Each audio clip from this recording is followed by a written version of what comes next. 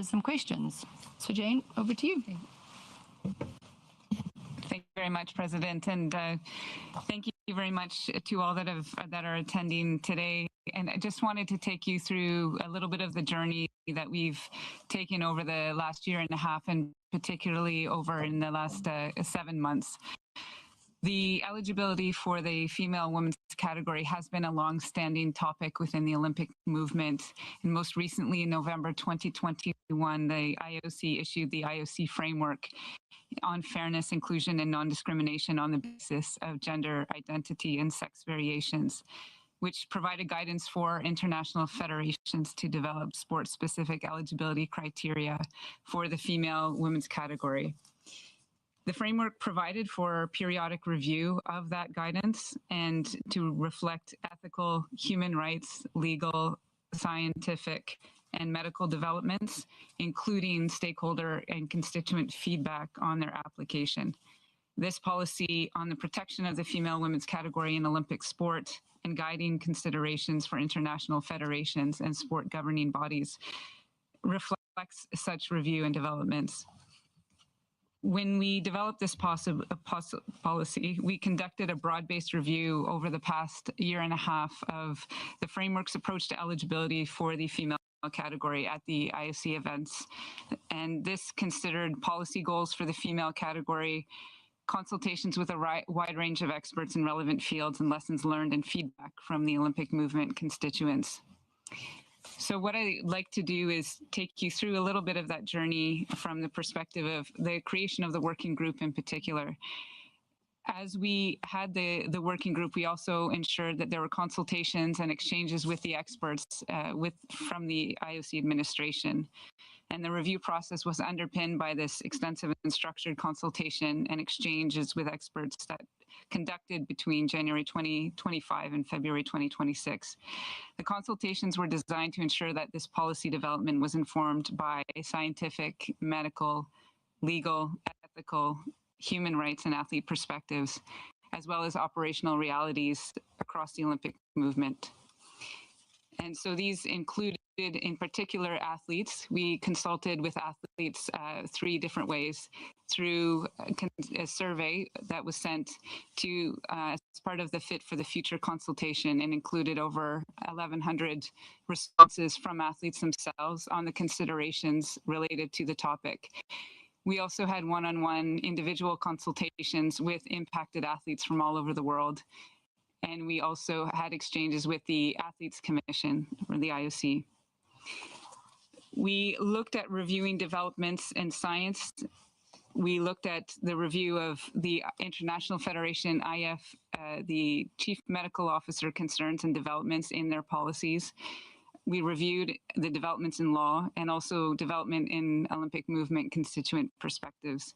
We had extensive input from IFs, including through surveys. The chief medical officers, we met one-on-one with all of them through the Olympic movement, as well as had surveys with them and along with a workshop as well to understand what their opportunities and challenges that they identified on this particular topic. And essentially, we, in June 2025, as you may recall, the president issued the mandate to create a working group to review, to protect the female category. And it was as a result of this is that a working group composed of experts from all around the world, all 5 continents, that was formed.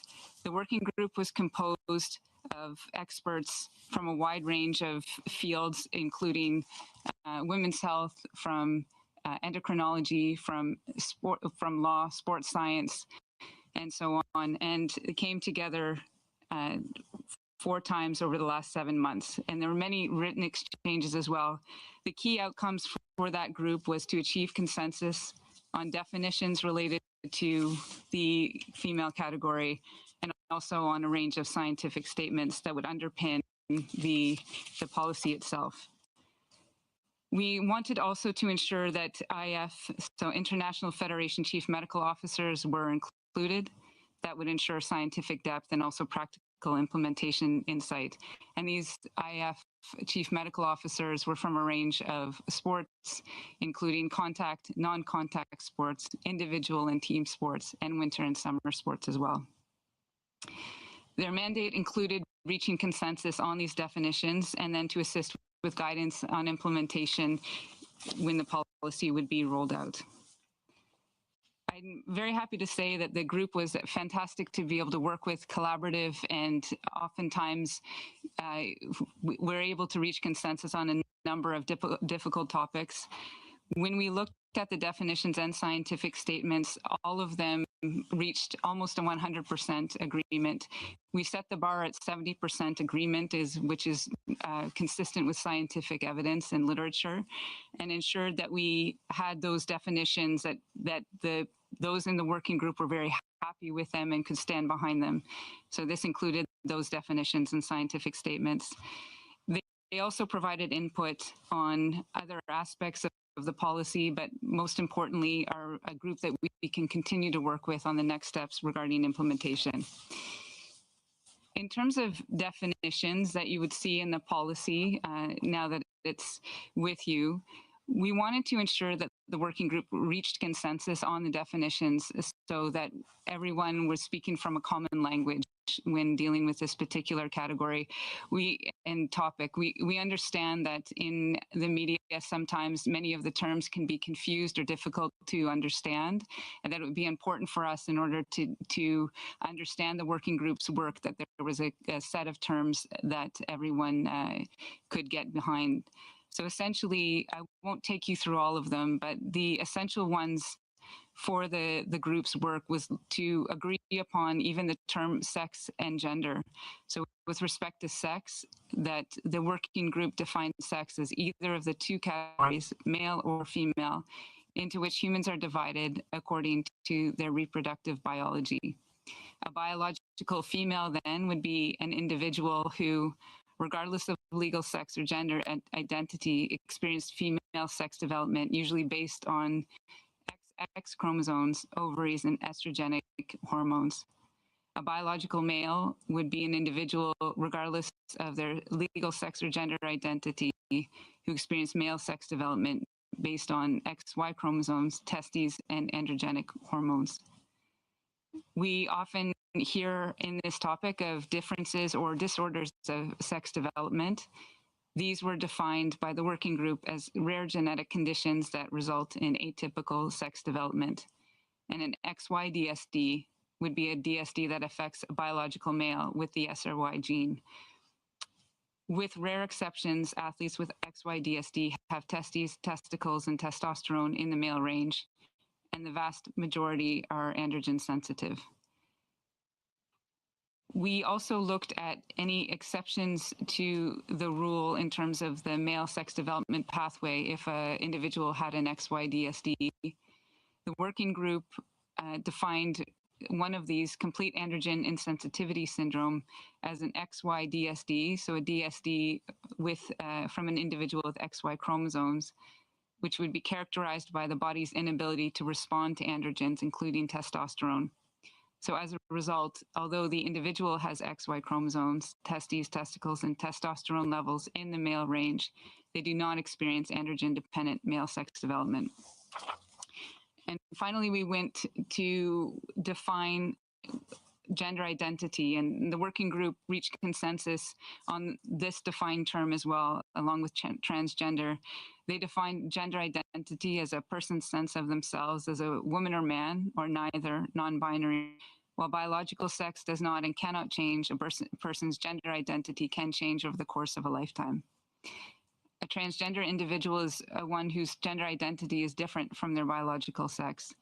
For example, they may have typical male sex development, but female gender identity, or typical female sex development, but male gender identity. Some transgender people take gender-affirming hormones and treatment and/or undergo gender-affirming surgeries, and others do not.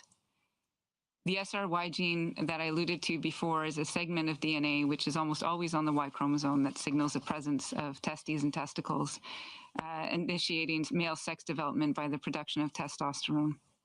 SRY stands for sex determining region Y. So when we looked, we asked the working group to review the state of the science, including the development since 2021, and they reached consensus that male sex confers performance advantage in all sports and events that rely on strength, power, and/or endurance. And that to protect fairness in such sports and events, as well as safety, particularly in contact sports, so combat, collision, and projectile sports, that it would be necessary and adequate to base eligibility for competition on biological sex. And that the most accurate and least intrusive way currently available to screen for biological sex is by screening for the SRY gene. Furthermore, they let us know that sex and gender, they defined as was defined before, they informed us that sex and gender is distinct from gender identity, sex and gender are distinct from one another, and that testosterone levels in healthy adult males are 15 to 20 times more higher and circulating testosterone than healthy adult females. So testosterone levels do not overlap between the groups. And the gap in testosterone levels exists in both general and elite athlete populations, so that males experience 3 significant testosterone peaks in utero, in mini-puberty of infancy, and beginning in adolescent puberty throughout adulthood. And so consistent with those higher circulating testosterone levels, males have larger and stronger skeletal muscle and bone, larger and stronger hearts, larger lung size, more red blood cells, and lower body fat than females trained to an equivalent level. Together, these attributes afford males individual sex-based performance advantages in sports and events that rely on strength, power, and endurance. Furthermore, female athletes can experience performance disadvantages relative to male associated with female anatomy and physiology.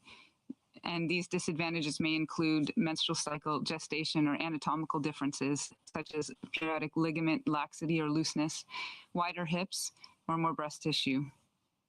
And finally, that XY transgender athletes and athletes with certain XY differences and disorders in sex development have anatomical and physiological advantages in line with being male, even as their legal sex, in the manner that in which they were raised and/or their gender identity may vary.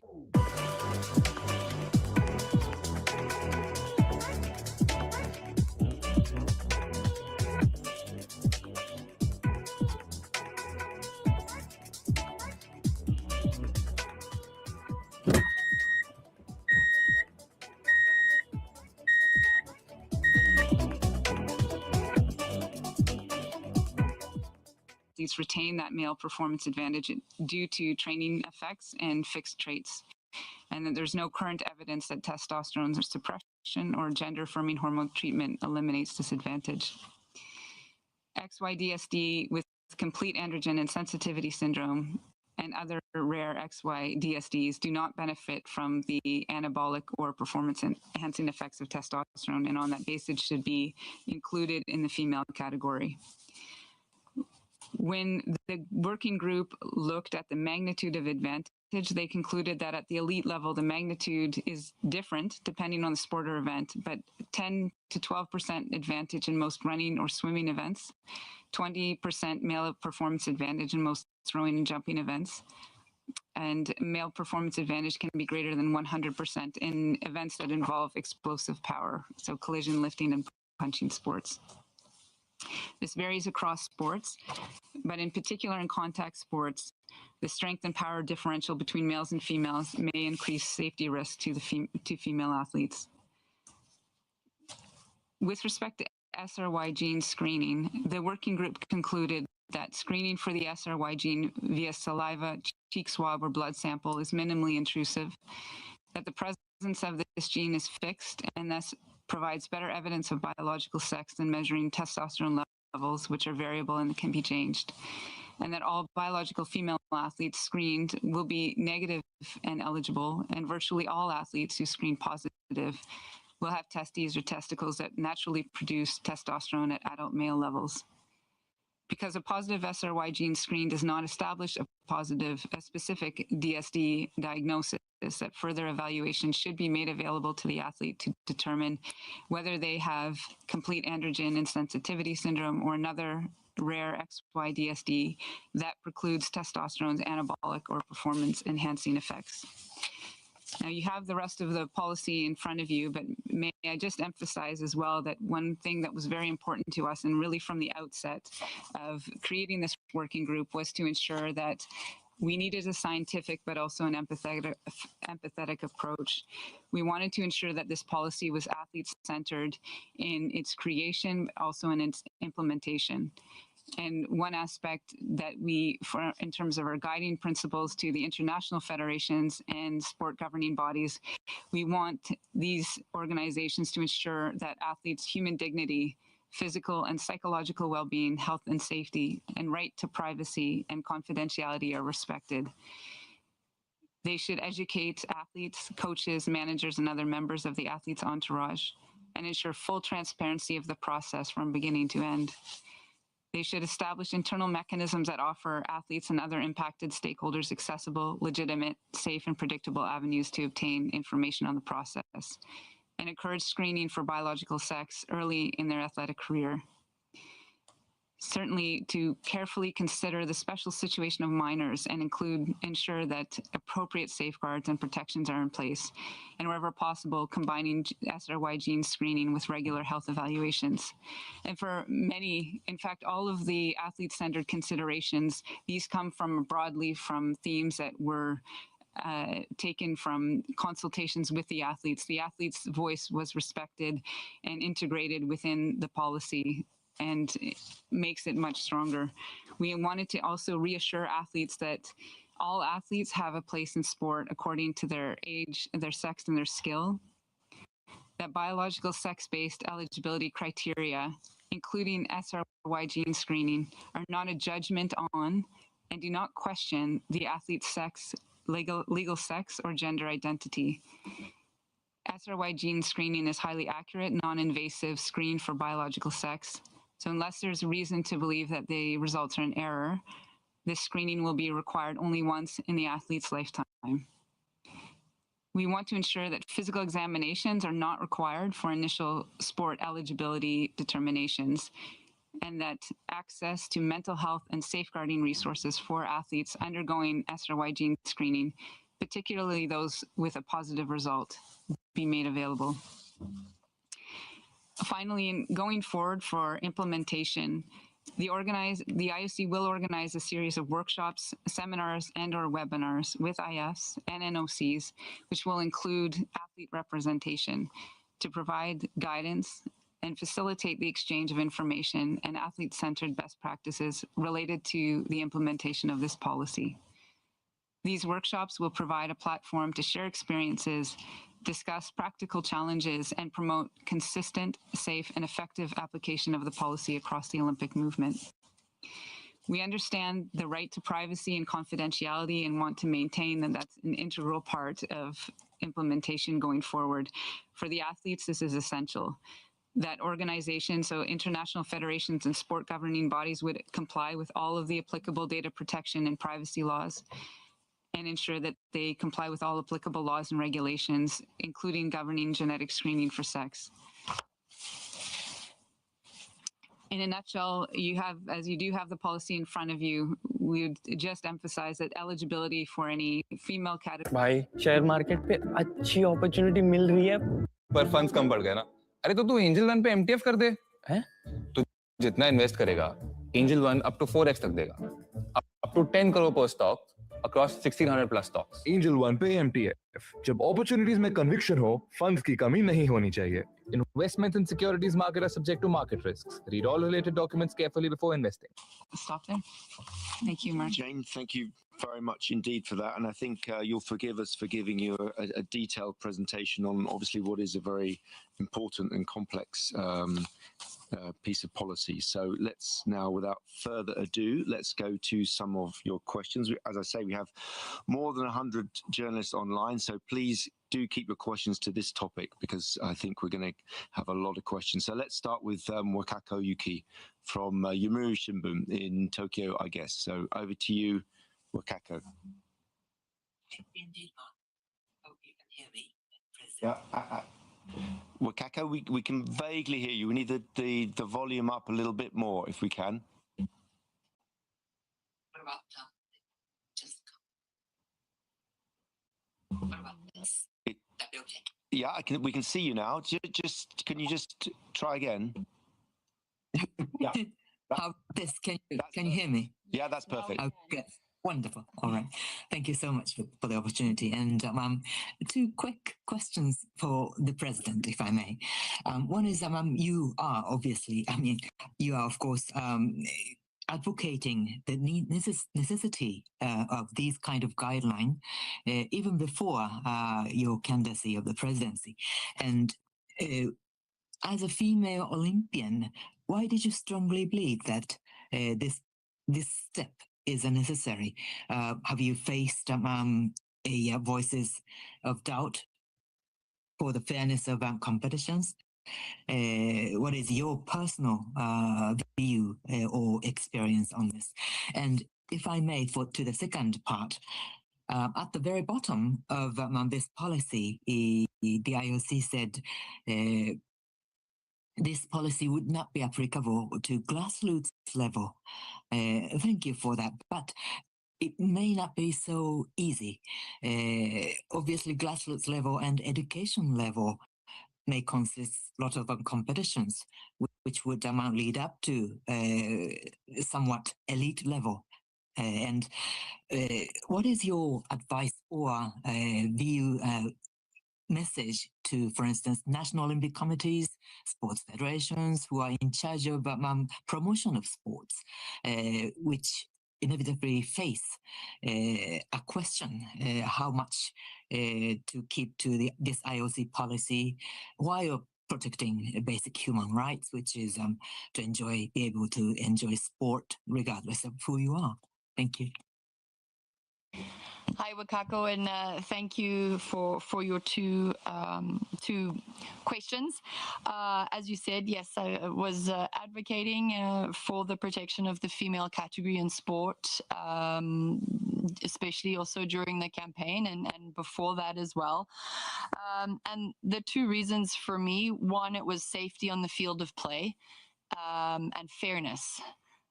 And that really, I think, one of the things that we like to see, especially in sport, is fair and equal treatment of everyone on that field of play. So for me, those were really the two personal reasons that I felt very strongly around this.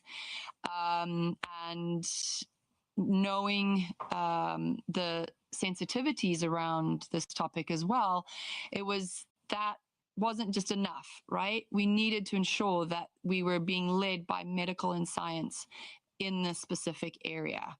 And it wasn't just a feeling we were going from, but also the values. And so what I believe this policy is doing is it's taking those values and those principles, and it's taking science and medicine, and it's bringing it together to create a fair opportunity and a safe opportunity on the field of play. On your second question, we also felt that in the creation of the policy, we had to be very clear with ourselves as to what is in our control, what is in our remit. And we were very clear, and the working group was also very clear. Our stakeholders were very clear that that was the Olympic Games and Youth Olympic Games, and would go into the Olympic qualifying series, so Olympic events. And this, I think, was essential in the remit of the working group, and the work that we put forward is that it's within our space where we have control at the end of the day.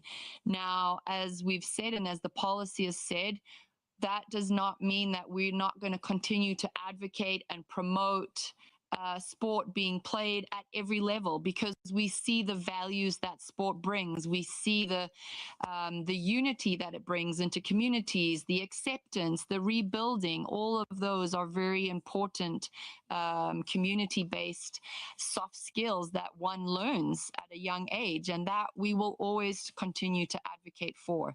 But at the Olympic Games, as you know, the smallest little bit of an advantage can be what makes you a gold medalist or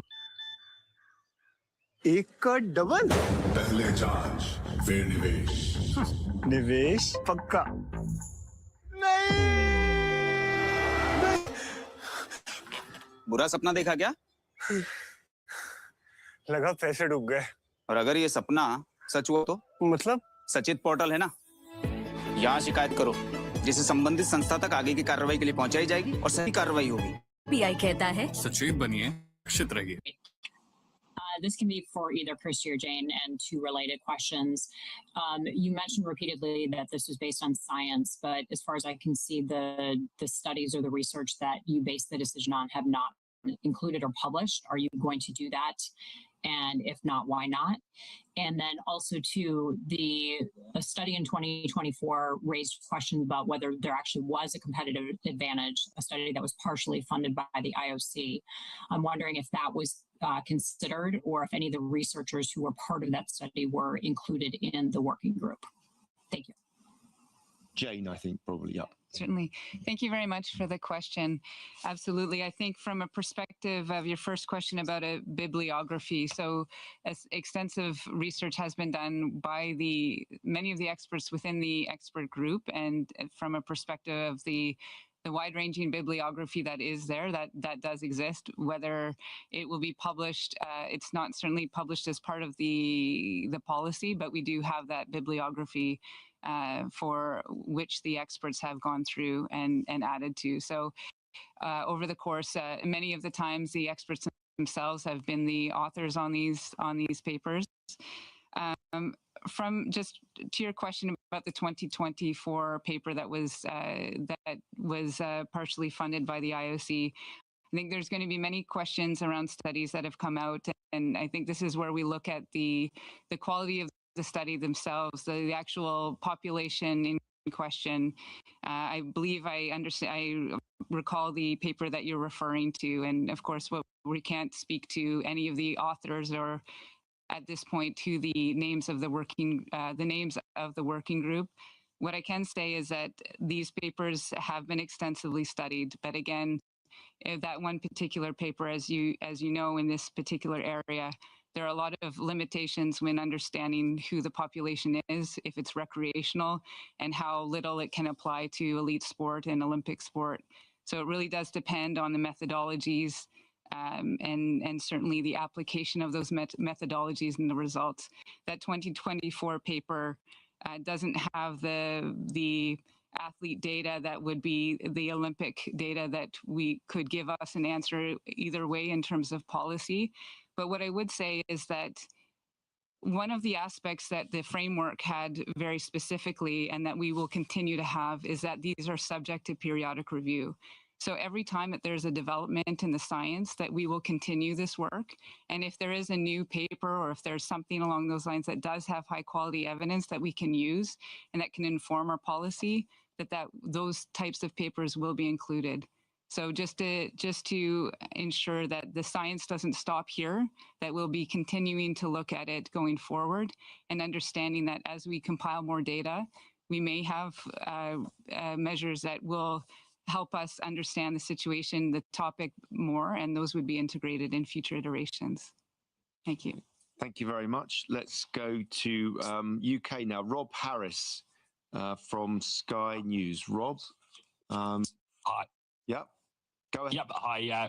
Yeah, thanks for doing this.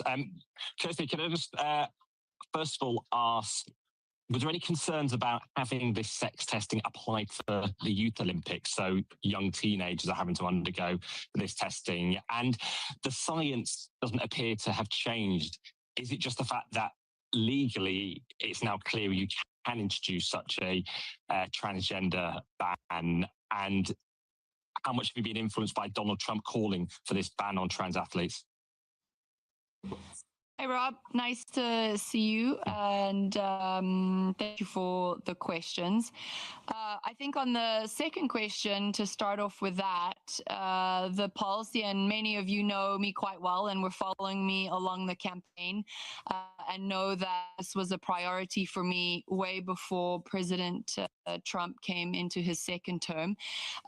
So there's not been any pressure from us to deliver anything from anybody outside of the Olympic movement. This was clearly driven by exactly what Jane has just said. Things have evolved, things have moved forward, and we need to ensure we're doing that.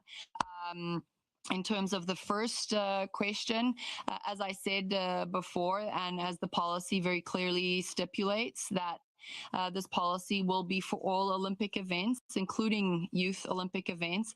And this is what was really important to us. And I hope you can go back through the policy and look at all the recommendations and guidelines in and around the safeguarding that we would like to see in place. We really went above and beyond, I think, talking to a lot of different athletes around how the process should be followed and what does that look like, the support networks that need to be in place for the athletes.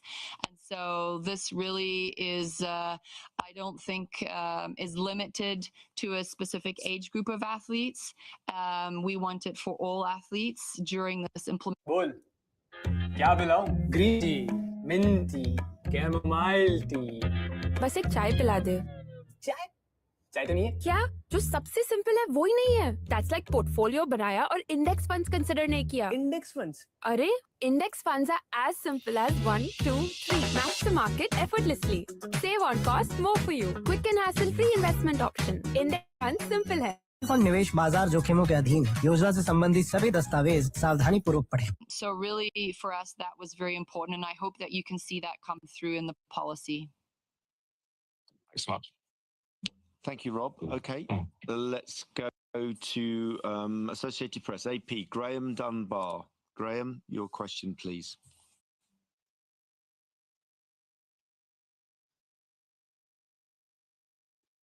Are you there, Graham? Can we? I hope so. I hope so. We can hear you. Yes, you are there indeed. I can confirm. Thanks. Off you go. Thank you very much, Mark, and thank you very much for doing this. A quick question for Kirsty. This presumably can and will be appealed to CAS. Can we be clear on who has standing to do that? Is that going to come down to individual athletes or a group of athletes? You know, we saw the way it became like a quest for Caster Semenya to finally get to the Court of Human Rights. So who do you anticipate will be able to appeal? And is it, if it comes to that legal forum, we'd be happy to go in there to, you know, present the case on behalf of the IOC as something, you know, you personally believe in? Hi, Graham. Well, thanks for the question. I think you know, just like we do, whenever there are policies, rules, regulations in place, we will always have anyone that would be wanting to challenge it. What I can say, and what I hope that you can see from Jane walking through the steps, is that we really have, I think, done an extremely good job on taking everybody's views and bringing it all together to come up with a document that I hope will bring everyone together in I'm trying to think of the right wording, but that will allow for everyone to see that they've all been heard, right? And they can see themselves in that document. And as Jane said, the number of stakeholders that we've spoken to, including impacted athletes previously, they have had one-on-ones with Jane. And I hope that they can see the advice that they've given us is inputted into this policy. So, you know, Graham, we'll have to wait and see, but I don't think I can assume who would do what and when they would do it. But I think as we know in today's world, any and all rules and regulations at any point in time could always be challenged. Thank you, Graham. Okay, next, let's move on to Takafumi Yoshida from Kyoto. Thank you very much for the opportunity. Could you hear me okay? Yes, please go ahead. Yep. Yeah. I have a question to the President. I would like to know why this new policy is being considered and introduced at this timing. The LA Olympics will be coming up in 2 years, but was that the main reason, or do you have other reasons? Thank you, Takafumi, for your question. For me, it's quite simple. This is something that I promised I would look at and review in my campaign, and I want to make sure that I'm a president that follows what I've said, and here we are today. And again, I'm really proud of the work that's been done, and under Jane and the leadership and the administration and the working group. Okay, thank you very much. Australia now, Tracy Holmes. Tracy, your question, please. Thank you, Mark. Thanks, Kirsty and Jane also. We know that there are some laws against genetic testing in some countries. Sport is a human right. The science is contested, as we've heard some people ask previously, including by people like Professor Eric Villan, who's a human geneticist, who says it's impossible to presume that a single gene determines performance advantage, etc. And that anyone who presumes that is using flawed science. So I just wonder what you say to people like Professor Villan and also to people like Caster Semenya, who have fought for many, many years for the right of athletes like her to be able to compete in sport where the IOC says it is inclusive for everybody. And for Jane specifically, Jane, how will this work? Who pays for this, the stigma attached to it, especially when we are talking about teenagers, the Youth Olympic Games, or people hoping to get there, given that we know that some women who have these tests and then are shocked to find out that perhaps they're not XX, they may be XY with differences. We know that there are athletes who have competed at elite level who have attempted suicide on finding out these particular discoveries. And so who pays for that and who is responsible? Thank you. Okay, I think we'll go to Jane first and then we'll come to the President. But Jane, do you want to? Thank you. Thank you, Tracy. I appreciate all of the questions. And, you know, I think just to speak on, first of all, the testing methods. And when you mentioned that your colleague was talking about a single gene determining sports performance.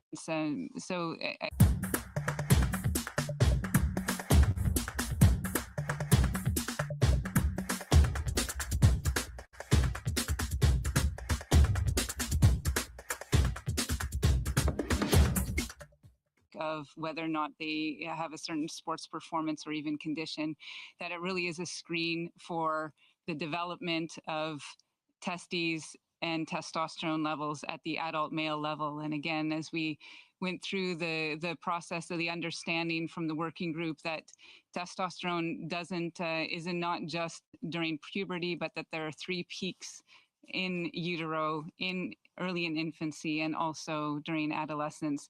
And so it's the testosterone that's the primary driver of improved sports performance, of that performance advantage in sports that rely on strength, power, and endurance. So one exception, as you mentioned in the policy itself, again, we're not saying a single gene determines it, but if someone has a SRY positive screen, then they would be evaluated for any of the exceptions. So again, SRY positive, but yet they may have exceptions. For example, if they have high circulating testosterone, but though their tissues cannot utilize that testosterone, they would not have that same performance advantage. To your other question, I think too, and I think it's really important. I mean, from the perspective of, you can imagine if you're an athlete that there's an unexpected result, or if you're exposed at an event or an Olympic Games, and we've certainly heard reports of things happen over the years that we would not consider to be athlete-centered or athlete-friendly. And this is one of the defining aspects of the policy that we really felt that we wanted to include impacted athletes from around the world to be involved in the creation of the policy, but also understand that our approach, when we talk about screening, when we talk about education provided, when we talk about mental health and safeguarding resources, we wanted to involve impacted athletes, again, from around the world, from 5 continents, those that had DSDs, that have DSDs, that transgender athletes were included in this as well. And so that we would understand that going forward, that we would not have those same aspects, but really, what would it look like to do this well? If we had to do screening, what would it look like to do well and do this well? And I am so thankful to those athletes who shared their stories with us, who shared the way forward with us, because that is really essential for us. And the conversation is not over. We have a policy here, but really starts from here on in. From an implementation standpoint, we want to ensure that these organizations, that will, the IFs, the international federations, the sport governing bodies, when this screening is performed, that these athletes do have access to mental health and safeguarding resources at every single step of the journey, that they, before they take the SRY screen, that they understand that through informed consent, what they understand what that looks like, what they understand throughout the process at every single step. They're the ones that decide to go for further evaluation. And so we understand that, and that has been part of the enriching process of being able to speak and learn from so many athletes across the world. So again, I completely understand, and from the perspective of the understanding that we need to involve athletes throughout this process because of the very things that you mentioned, and this is why it was very central to our process. Thank you, Jane, and thank you, Tracy. Nice to see you, and thank you for the questions. I think just following up very quickly and to add to Jane, this is, as I said previously, this is the first phase, right? And the second phase is going to be, it has to be about collaboration. It has to be about creating educational opportunities, and it has to be about consistency. We are going to find ways. We don't have all the answers today on what exactly that's going to look like on the implementation. I do need to thank the international federations that have been involved with us throughout this process, some who are leading the way in this screening and are using and giving us their advice and their best practices that we're learning from, and we're going to be able to help the rest of the movement implement this in a safe way, in an ethical way, and in a human way, which I think, as Jane has eloquently said, was really a basis for the policy of this athlete-centered way forward. Just to add very briefly, I think, sport is inclusive, and it always will be. And we, as I said earlier, we will continue to advocate for sport to be played at every level, at every age, all around the world, because we know the benefits, we see the values, and especially in today's world. But we also need to give recognition that the Olympic Games have a focus on elite sport. And in elite sport, we need to ensure the fairness, the safety, and the integrity of all the competitions. And this, for me, is really important, and is where that differentiation is. Thank you very much, Tracy. Okay, we're going to go to Tariq Panja from New York Times now, please. Tariq, over to you. Yeah, hi. Can you hear me? Yep, go ahead. Hi. Just on picking up on what you said there, elite sport. There will be losers today as a result, or who will feel like they've lost something today as a result of this policy, Kirsty. What is your message to those people? Because that's happened. That's my first question. And my second question, I guess, is more of a process point of view. In certain countries, such screenings are, legally banned. For example, in France, you can't do this gender testing. We saw it with boxing. If you are in breach of national laws in some of these places, what is the kind of remedy here for athletes like that? And just finally, the world is resourced differently. So, not everyone is sitting in Lausanne or Paris or London. There's all these countries that might not be set up for this. You talked about mental health help and all sorts of other, aids and tools for people, but this won't be kind of a flat access, will there? You must be aware that in some countries, these issues already are polemic and difficult. What are you going to be doing for countries that aren't as resourced as well as the places you and I are sitting right now? Thank you. So those 3 points. Hi, Tariq. Thank you for those 3 points. I'm going to go from bottom up. I think on the resources and the difference, I think this is a very similar question that we potentially faced when we introduced anti-doping. And we will find solutions, and we will work together. And I think one thing that we are making very clear with this policy is that it is collaborative in terms of the implementation. And we know that there are going to be needing financial assistance at different levels, and we're going to have to talk through how and what we do and where that leads us to. And so that I think can be done. I really do think it can be done.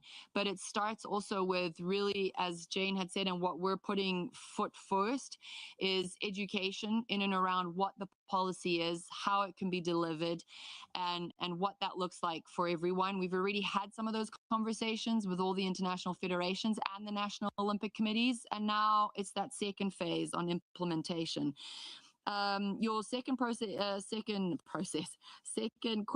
and I think Tracy actually spoke a little bit to it, in and around the legality and some of the screenings being illegal in certain countries. Again, I want to thank some of the international federations that are already screening in athletes and for gender. And this is where we're learning from best practices. This is where we're able to see they're sharing best practices with us, that if it is illegal in a country, athletes will have the possibility when they travel to other competitions to be tested there.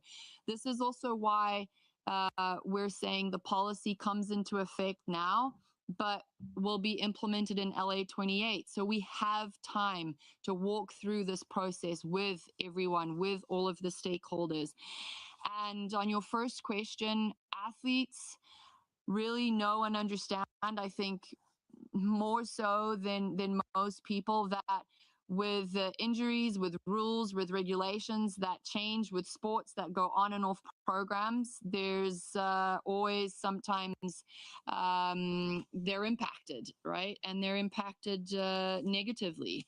But again, I do feel that this policy is a policy that is supporting equality and fairness and the protection of the safety on the field of play.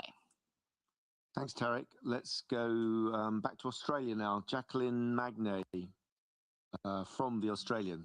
Jacqueline.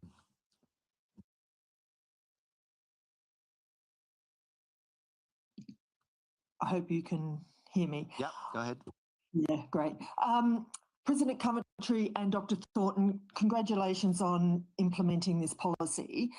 I'm interested in the fact that you say that there is evidence of even perhaps more than 100% advantage given to biological males who over the female, if they're competing in the female category, especially in boxing and weightlifting. And that's two of the sports where there's been enormous controversy at the Olympic Games. I'm just wondering, you were not looking at any retrospectivity of this policy, but I'm wondering, what do you say, President Coventry, to these women who've competed in previous Olympic Games and they've had to be up against athletes who would now not be eligible to compete as a female? What do you say to them? Do you think that they're owed an apology? Hi, Jacqueline. Nice to see you. And I'm glad you're looking better. Thank you for the question. And thank you firstly for saying congratulations. And I will pass that on to the team as well.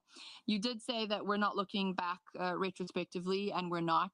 And as you know, in the former games that have happened, there were guidelines, there were principles, there were rules, there were regulations that were in place, and they were abide by all of the athletes at the time. We are now focusing forward, and as Jane said, this is a document that is going to continue evolving and hopefully getting better and better and better and strengthening. That is, I think, what allows for sport to also stay relevant. When we have fans around the world that are watching, they know that they're watching an event that has integrity, that is protecting the safety of the athletes on the field of play, and that is a fair access for all of those athletes competing. So this is what we've chosen to focus on. This is what we're going to focus on in the future. And I hope athletes, when they see this policy, that they know and they feel that those things are going to be as we move forward. Got a great business idea? Give it a domain name from GoDaddy. Every order comes with our effortless AI experience, GoDaddy Aero, which will generate a logo, landing page, and more for you in just a few clicks. With our award-winning support, it couldn't be easier to start an online business with us, which is why we are trusted by more than 20 million customers.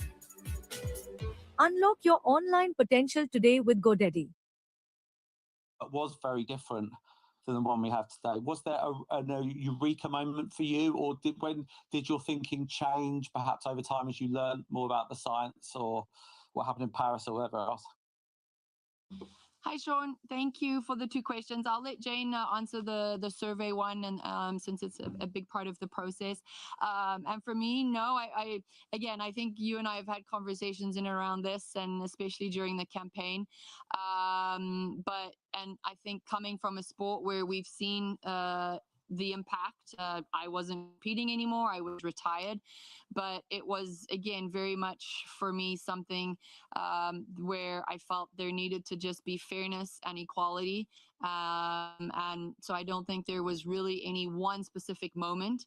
But coming back into the campaign, this is something that I'd promised to do. And so, yeah, want to make sure that I'm fulfilling what I'm telling people, and I'm not just a mouthpiece.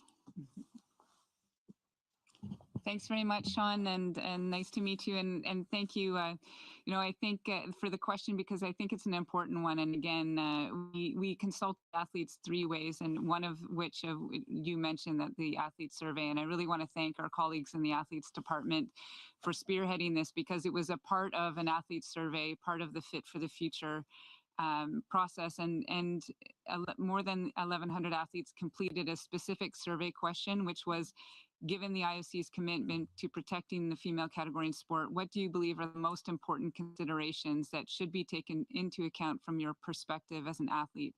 And this was a question we asked all of our constituents, and to get the athlete perspective was really encouraging and also very impactful and valuable for the process of the policy. Athletes from around the globe responded. So this included male and female, retired and current athletes, Olympians, and some non-Olympians responding. The responses were captured in numerous languages and translated to ensure that they were in the results. So one thing I do want to say was that we wanted to also ensure that when we looked at the results, that we looked at specific groups as well. So we tried to understand, are there differences around the globe? Are there differences between retired athletes and active athletes? Are there differences between what males and female athletes would say? And I would say there were nuances in terms of what it would exist across sex and gender, region, and athlete status, but there was a strong consensus that fairness and safety in the female category requires clear science-based eligibility rules, and that protecting the category was a common priority. So they did tell us a little bit more about transparency, need for clarity, scientific grounding, privacy and dignity, and many of the aspects that you'll see in the policy and the athlete-centered approach as well. And so interestingly, when we talked about this before as well, but to understand that screening should be in fact part of a process of an evaluation that might already be done, or as early as possible. These were aspects that were very clear from the beginning. And so essentially the scientific evidence was one of the prime aspects that came out of that survey that was important to the athletes in terms of considerations for the category. Thank you. Thank you, Sean. Okay, we're heading up towards the hour, so I think this is probably going to be our last question from Xinhua. It's Ji Ye, if you're there. Thank you. Thank you very much, Mark. Can you hear me? Yes, we can. Please go ahead. Okay, President Kirsty, today you announced the new policy, so it's a very good start of your reform. So I want to know, how is the progress in other aspects in the Fit for Future reform, and do you have a timetable for this reform? Thank you. Thank you, G. I appreciate that. So we do have a timetable, and I know today was really focused in on the policy, and we can send you a timetable of sort of where we are and where we're looking at trying to get for June. Since today we're keeping really the focus on the policy, but I thank you for your comments on that. And yeah, I'm just as proud as of the team, and very grateful to the team and the work that's all been done behind this. And we'll share in an email with you on the progression on where we are for the others. Thank you very much. Thank you very much indeed. And that brings us to the end nearly of an hour. So thank you very much to President and Medical Director. Thank you very much for joining us. The policy is online, and I'm sure you'll have many more questions, but thank you very much for being with us today. Thank you, everybody. We appreciate it. Thank you. Bye.